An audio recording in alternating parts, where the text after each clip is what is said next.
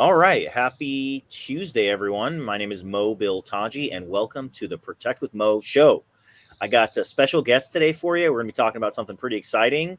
Um, 3 life insurance recruiting mistakes. Some of us out there are trying to build a business out of this insurance selling system, and being an agent for so long, we've definitely made some of these mistakes. I've got a special guest today. He's going to be talking about his experience. We're going to be kind of going back and forth. Stay tuned. You're going to learn some things. Jamin, how you doing, sir? Hey, good morning, Mo. How's it going? It's going good. It's going good. How are you? I'm doing good. I'm doing well, man. Thanks for having me back on. I know it's been a while since the last one, but thanks for having me back. It is. Yeah, yeah. No problem. No problem at all. I'm excited to go through these mistakes that everyone's making out there recruiting. I know, you being in the business now for maybe 5 years now, right? About 5 years. Yeah, we just knocked out 6 years. Just knocked This out last 6. month. Yeah. Yeah. Yeah, So, I mean, in our agency, everyone starts off as a producer, right? And the yeah, goal is to be the best producer you could be before you're starting a business, before you're going from self-employed to the business owner quadrant, right? Um, how do you feel that transition has been with in your career? no, I think that has been the biggest transition is to change my mindset from being like Yeah, an agent and understanding, how to sell, but then also bringing people in, right? And showing them the business and showing them what it can be. So I think one of the biggest things that I've learned is that I probably should have started sooner and stayed. And when I started, I should have stayed on it. I Get see. on it and stay on it. That's the one thing I wish. Looking back on it all, I wish Yeah. I'd started sooner, man. I know. You know what? That wasn't even on our list, but that to me, I feel like that's funny that I didn't mention that because I feel like the biggest mistake I've made in my insurance selling career is not starting to recruit or share the opportunity that changed my life with others so Yeah, that they can have the same opportunity that I've had and so that I can build a business that creates passive income. I feel like that's the biggest mistake I've made in my career. So it's funny that that's I wasn't know on that our wasn't list, even on our list, wasn't right? even on our list of of mistakes I that we added make. I added it just on the Hey, whim hey, there. hey, good for Hey, you you. guys Thank got you four for that. mistakes now. I know. Now we got 4 mistakes, right? But honestly, I think we used to think. I think if you're with an agency that has systems in place that allow you to leverage yourself with trainings and videos and processes and procedures, there's no reason why you should not be sharing the opportunity as soon as you start, Yeah, I would second that, and I think right? that I think that again, just because I I look back on my career, I'm like, man, there's so many people that I could have probably shared this opportunity with, but I just either I was not confident in myself or I wasn't confident in the system, whatever the challenge was for me, I Yeah. didn't. And I heard something the other day, and somebody asked me, "Is like, are you Clark Kent or are you Superman?" And Mm, what I took away from that is like, am I just Superman with and I'm or Clark Kent and I just I do insurance and I don't want to tell anybody else that I do it, or am I Superman? I'm showing and sharing this opportunity to folks no matter what, because you never know who might need a change or might be looking at this opportunity, right? And again, I was only looking at it as an insurance agent, not as a business. And I think and that's the perspective change that helped me realize that I could have started sooner. I 100% agree. I felt like I was trying to be the best insurance agent and and kind of a business owner, right? Yeah, Like I was developing my selling skills. I was developing my product knowledge. I was developing my ability to close deals. But I wasn't really advancing as a business owner, hmm. right? Because we didn't really see it that way. So I think that Yeah, was the number one mistake that we made starting was not starting soon enough. So number one, not starting soon enough. What do we say number 2 was? I think once you do start, don't stop, right? Stay Yeah, consistent with it. not being consistent, right? Speak on that, Jamin. Well, I mean, it's like the same with with selling insurance, right? Is you gotta invest in you gotta get your leads every single week or whatever system that you're working. You gotta get in front of people, right? Butts in the seats. You gotta see more people to help more people to make the money. And if you're not consistent with that, obviously, you're not going to be making sales, or you're not going to get the momentum that you need. Well, same thing on the recruiting side, right? And I've gone through this where, I start because in my mind I'm like, okay, I'm ready to do this, and then one hiccup happens, or I bring somebody in and they don't pass their license, or bring somebody in and then they flake out, whatever it is. And so I start to internalize that and think that, oh, well, you know what? I got to go back to selling and get better before I bring another group of people in. Yeah. And that was my mistake. Instead of staying on it and just being adamant about teaching and helping and teaching and helping and continue to build, even when I felt like it wasn't working. Because we can get in our feelings, right? Yeah. I could say I don't feel like doing something today, and then I won't do it, versus, hey, you know what? I know that there's a goal. I know that there's a prize. I know that there's something that I'm working for if I just stay consistent with it. So that would be what I'd say. Back to you. I mean, I think for me, if, like I was saying earlier, if your company has a system, if the platform that you're in has a system, how many times have we seen someone bring someone on and then that person that they brought on does better than them? All the time.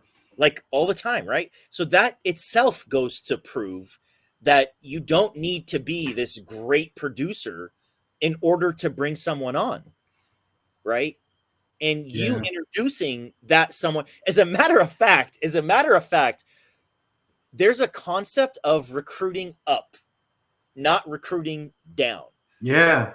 Right. I think a lot of people, like, when you have a business, if you bring people in that aren't as good as you or worse than you, your business is going to be shaky.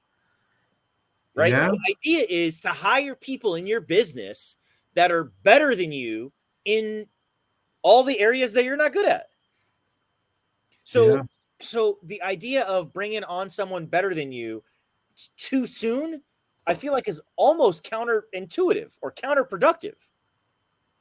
You should always be bringing on people that are better than you in one way or another. Now, that may be challenging, right?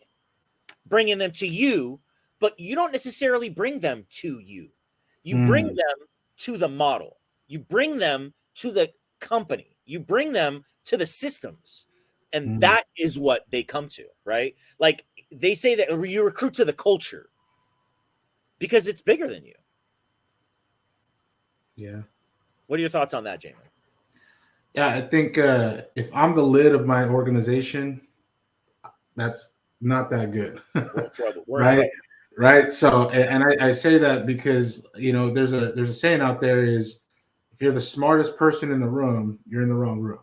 Yeah, you're in the right. And so, with that being said, is why aren't we looking for people that are better than us? Why aren't we? And there's that analogy. I think if deck of cards, right, is if I've got 52 cards in the deck and I've flipped the deck 44 times and no aces have shown up, am I worried?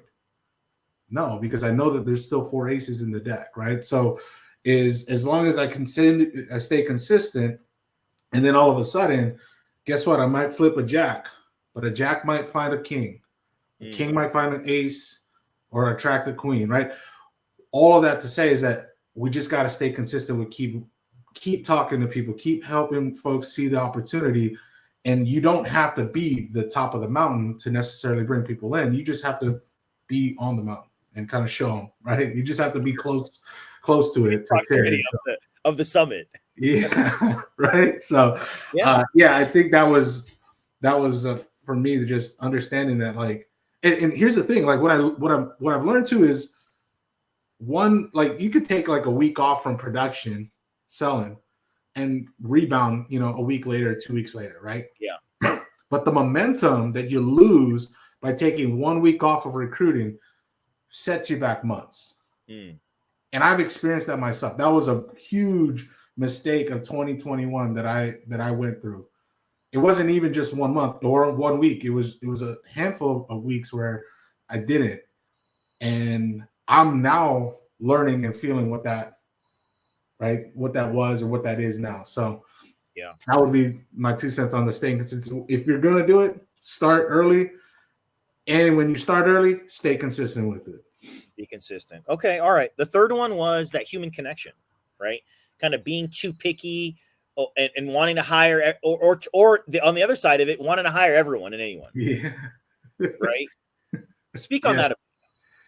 Yeah, I think coming back to the deck of cards, right, is that like you don't know who they know. You know what I'm saying? Like if I bring somebody in and let's say they're a 5, well, they can at least attract an 8 or a 9, and you never know. And again, if we're talking about recruiting up, well, they may know somebody. That 9 may know a jack, and that jack may know a queen. That queen may know an ace, right? And Yeah. so we never know who is out there. It's not our job to prejudge that, right? It's the same with like leads. You can look at a lead card and see the age and think, I can't help them. But then you actually go out there and you help them, and it's a bigger deal because they're older or whatever the scenario is, right? So it's really a matter of that human connection, though, right? Work with people that you can get dirty with, get messy with it, because sometimes it is that, You're right? right. Building a business is messy. I think you have to see value in them. They Yep, have to see value in you, and they have to see value in the organization and the systems that are in place. 100%, Because man. you're absolutely right. You're going to want someone that's going to be in the trenches with you, because this is not easy, right? Recruiting isn't easy. Selling isn't easy. Building a business isn't easy. These are all things that are going to be challenging, and you want someone that's going to fight in the face of challenge, not flee in the face of challenge, right? Yeah. Well, And like you said, I think you shared of like times where we're talking about like selling products to clients where you knew when you're signing them up, you're like and it was a mistake because they charged back, right? Like you have that gut feeling, yeah, so go with your gut on that, right? I think that if it doesn't feel good, then it's probably not, right?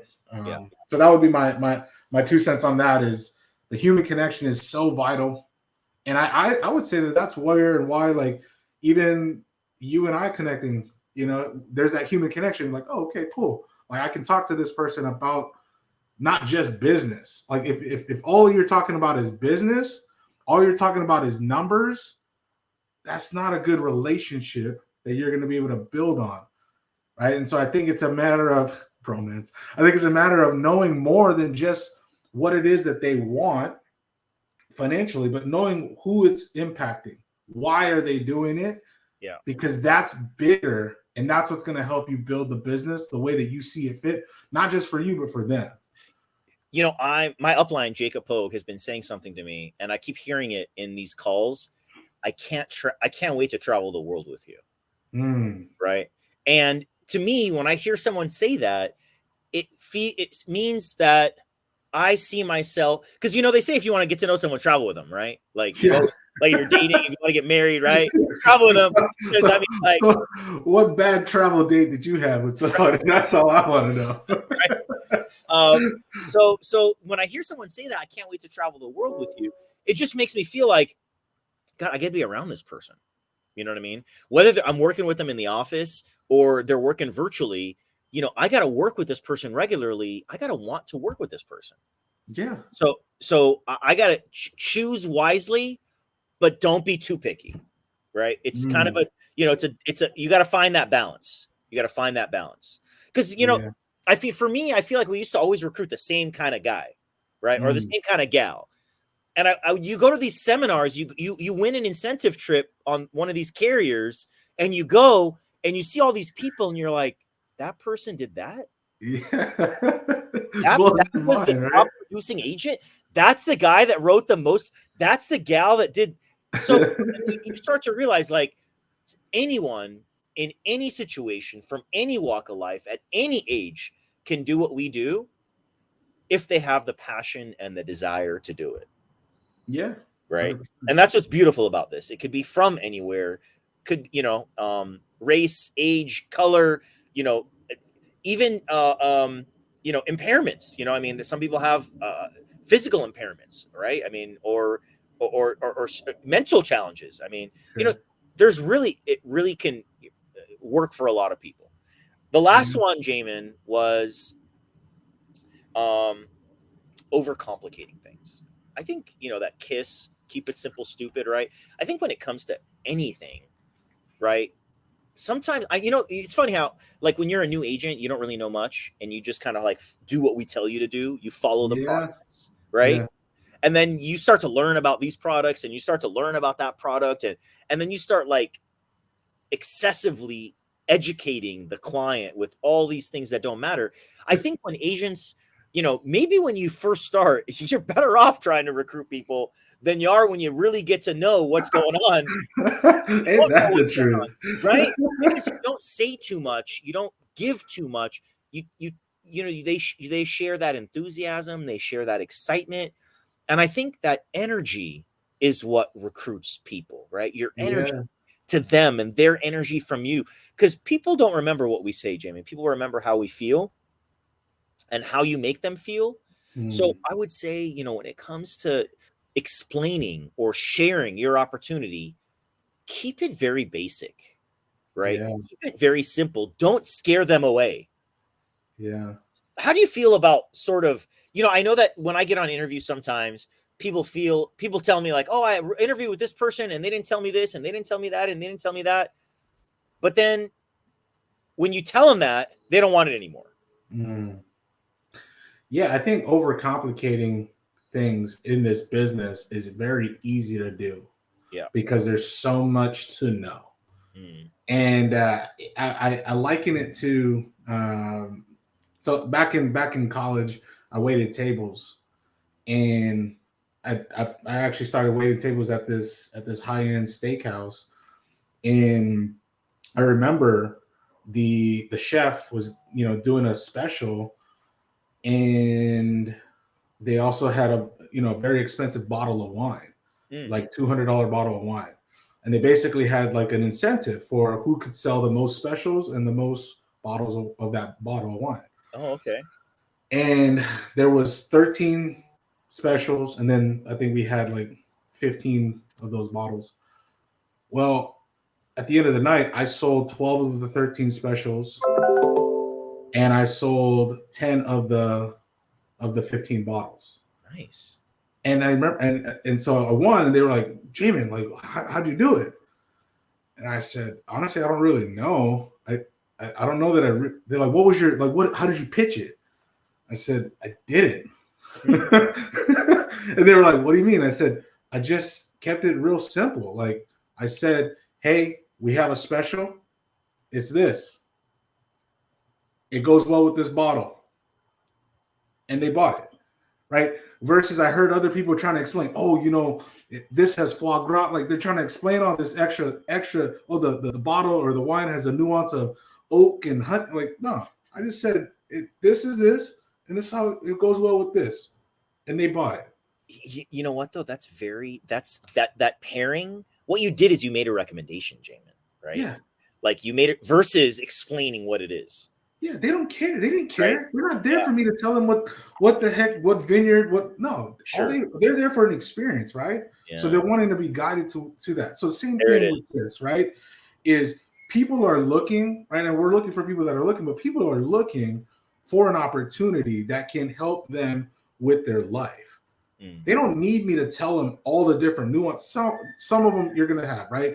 That's just in the nature of the game. You're always going to run into that. But the large majority of folks, they're looking for an experience. They're looking for a culture. They're looking for a system that they can bite into. So Yeah, you don't have to explain the nuances of that. You can let the system do the work, I right? totally Your agree. job is plant the seed, let the dirt do the work. I've heard that before, right? Mm. Pique their interest, show them what it is about, and then let them feel it and experience it for themselves. And they'll decide whether it's the right fit for them or not. And if they don't, they'll tell you somebody else who it might be for. They're going to bring that jack if they're a 9. They're going Oh, to bring that queen if they're a 10. and you don't have to do that all on your own. Well, But that's my take on overcomplicating it, man. I think that wraps it up, Jamin. We ended up with 4 of the biggest life insurance recruiting mistakes: not starting soon enough, looking for Not being people to consistent. connect to, right? Being consistent, finding that emotional connection, and overcomplicating things. So, thanks, Jamin, for jumping on with me today, and we'll be back with some more videos. Peace. Thank you.